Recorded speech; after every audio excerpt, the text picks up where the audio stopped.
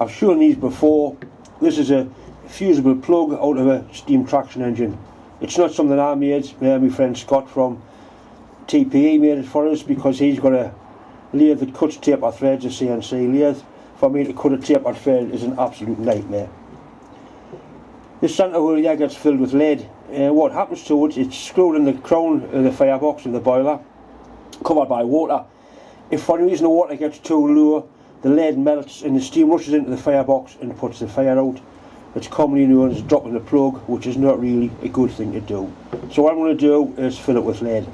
The first thing you do, you warm it up, you tin it with ordinary solder. There's a thread in there, the thread in there is straight through it with. So flux, solder, tin it, tip the solder out, and then we'll fill it with molten lead, pure lead. I'm working in a well ventilated workshop, because lead fumes aren't good for you anymore. I don't think they ever were any good for you. Anyway, I've got all the gear at hand that we should need.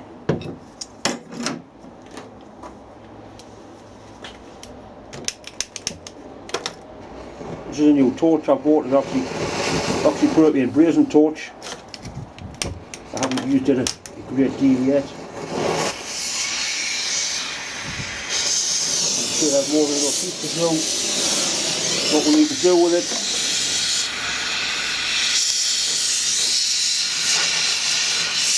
We can get the heat into it first, and then we'll get the flux into it. The flux I'm going to use is what they call breaker fluid. It's actually hydrochloric acid with zinc dissolved into it, old-fashioned, poisonous, but it works.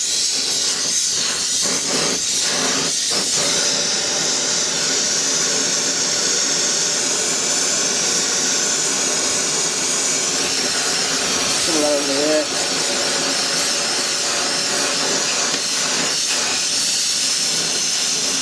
Okay, this is shoulder.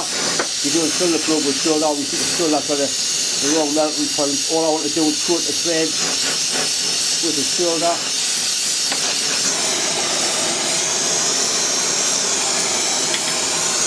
Which it has done. It's got a nice coating of shoulder on there.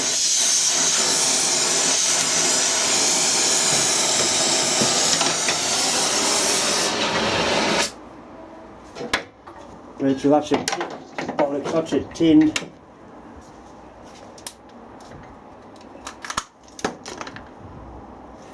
A little bit of fire clear here just to stop the lead from running through straight to the bottom, because it's very, very fluid when it's molten. Right, so that goes onto there. We'll melt some lead and pour it in, and then the job should be a good one. That's what Fusible for melting the lead in.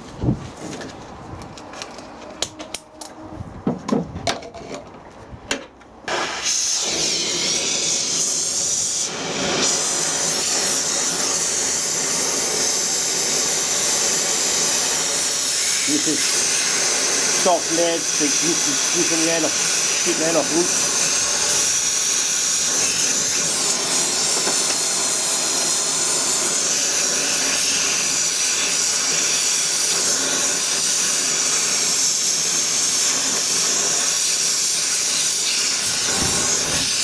Basically pure lead.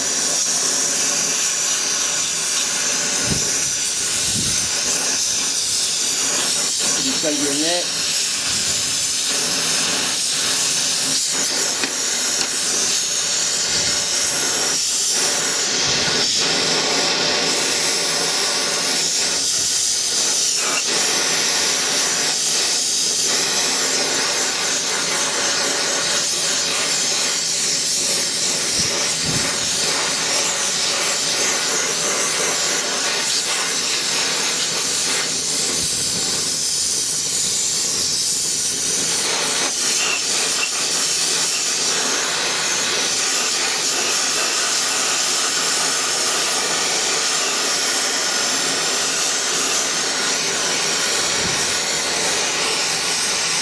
It drops off the top.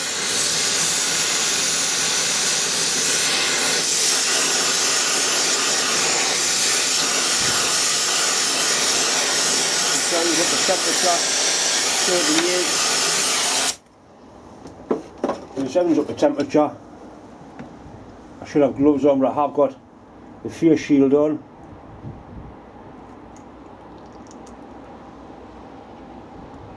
Right, that's basically it.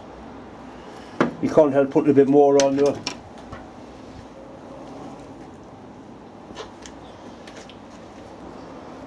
Must admit I'm very impressed with this torch. Comes with 3 different tips. I do quite a lot of silver solar and it'll be ideal for that. I used to have oxyacetylene. I've got no acetylene left now, and propane's cheaper and it's a lot safer, so oxypropane it is. Right, I've cleaned the plug up, you can see the leads all the way through. I'm going to put a test on it, it's a hydraulic test.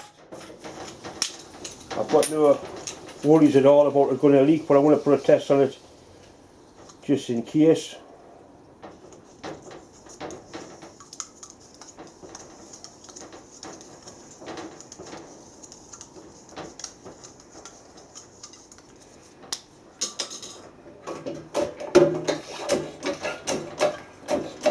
Fill the system with water, so I do a hydraulic test, not an air test. That's water into there.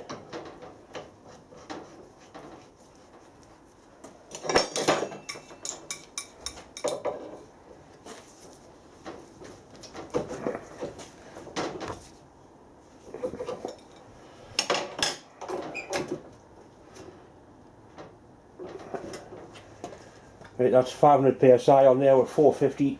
It's 500. There's no signs of anything at all happening. I think it runs at 175, so I'm quite happy with that. I'll leave the pressure on for a while, but it's going nowhere.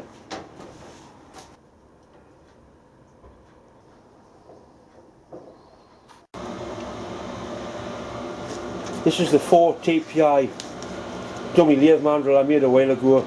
I screw cut this. It was 4 TPI. I did it to a drone, and I didn't want to do it in the first place to a drone because I knew what would happen. It doesn't go on. The lad sent us a part. It's nowhere near screwing on. His measurement wasn't quite as accurate as maybe he thought. I mean, if you look at it, you can see it just isn't going to go in there. So I'm going to mount it back in the lathe, put the undercut to the right depth, take some off the top, and have another go at screw cutting the thread, pick the thread up. So we'll get out to fit in there. There's a lot of work went into that.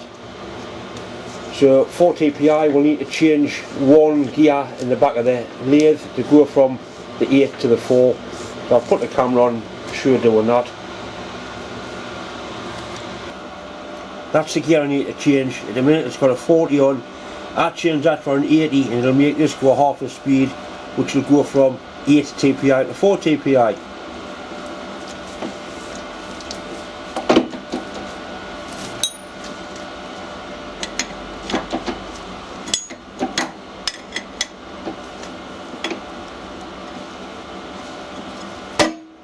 That gear on there, that's a 63 tooth, that's a gear I made, the transition gear that changes it from metric to imperial.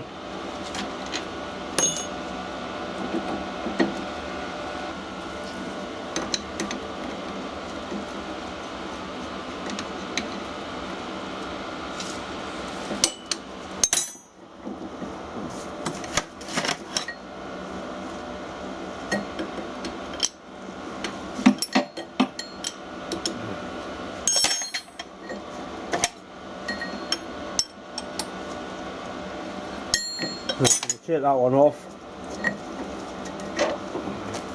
These two are joined together with a key. We'll put the 80 on. 80 root on, so I know it's the right gear. Right, that locks into there.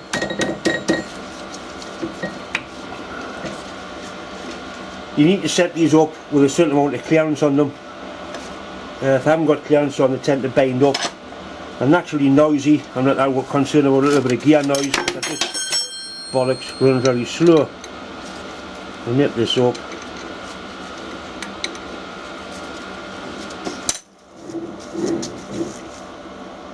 It's a little bit tight, there's no free play in it, so we'll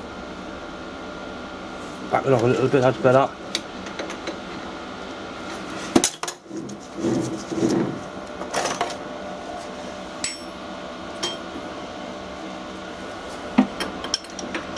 lift this bit up, just called the banjo, and that goes into mesh with that one.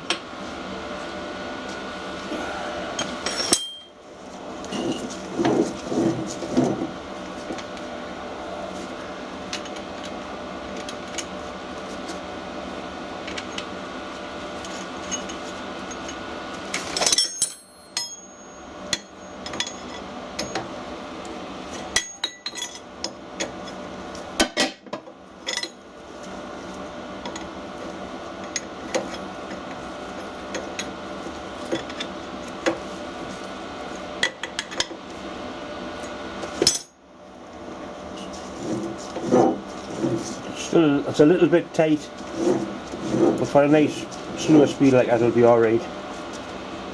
Right, that's it. I'll put a little bit of lube on. This is Steam Sunlight Royal, nice thick sticky stuff. I normally use multi-cycle chain spray grease, but I haven't got any. Right, I've had a measure up, and I need a full 1 mil off the depth of the thread down to the core of the thread. So we'll drop this down 1 mil.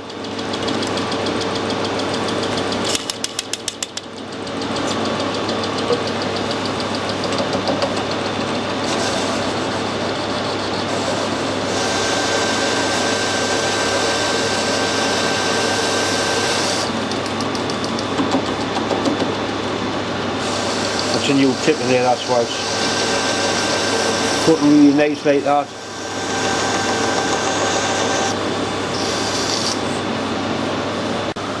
Right, everything's ready now to start cutting the thread. We just need to pick it up so the tool's in synchronisation with the thread. So we'll start the lathe up, stop it, and I'll wind in and you can see it's nowhere near, so I can jiggle between the compound slide and the cross slide until we get it fitting in like that. Start it again, stop it. Wants to go forward a little bit.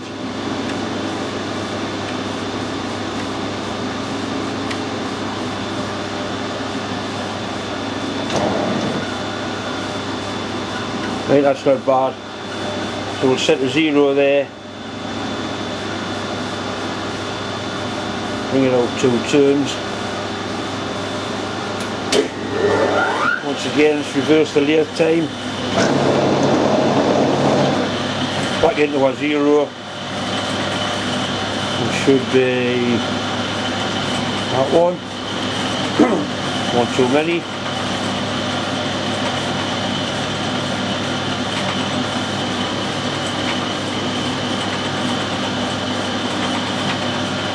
Right.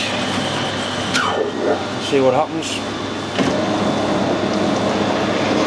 Right, we've got the thread picked up.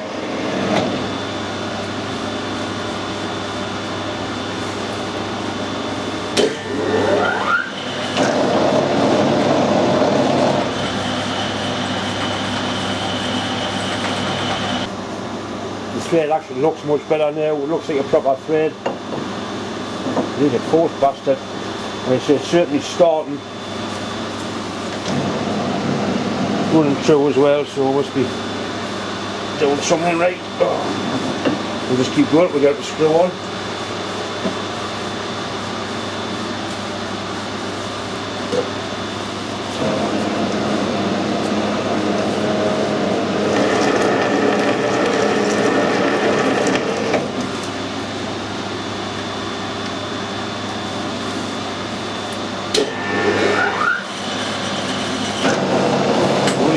Try. We'll not take much between going on and not going on.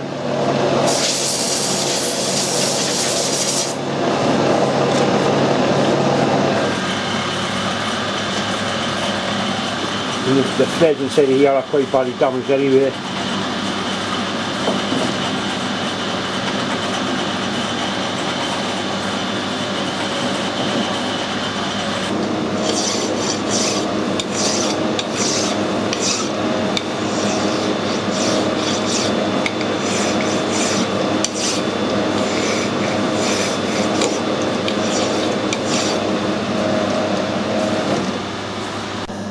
ready to go for you now.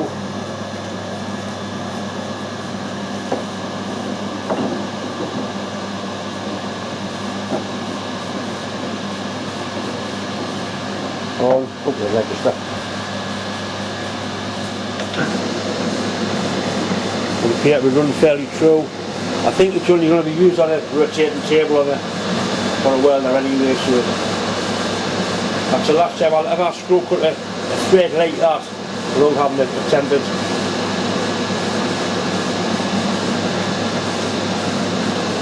Anyway, it's sorted now. Once again, it's just time to say thanks for watching, thanks for subscribing, and as always a massive thanks for all the well-wishers and support that keeps coming in.